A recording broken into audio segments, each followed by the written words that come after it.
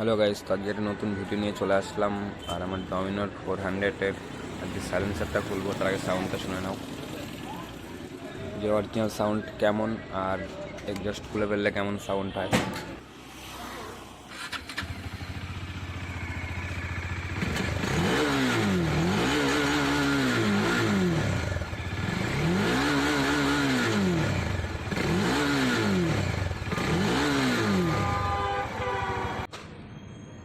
এটা হলো সিলিন্ডার লাগানো, মানে সাইলেন্সার লাগানোর সাউন্ড।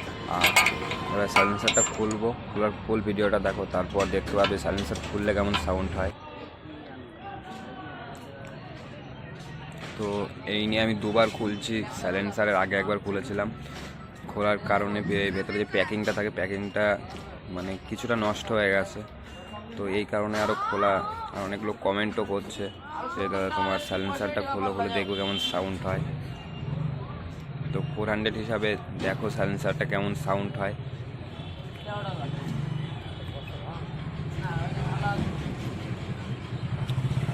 সাইলেন্সার খোলা হয়ে গেছে, এবার সাউন্ডটা শোনো, আশা করি খুবই ভালো লাগবে।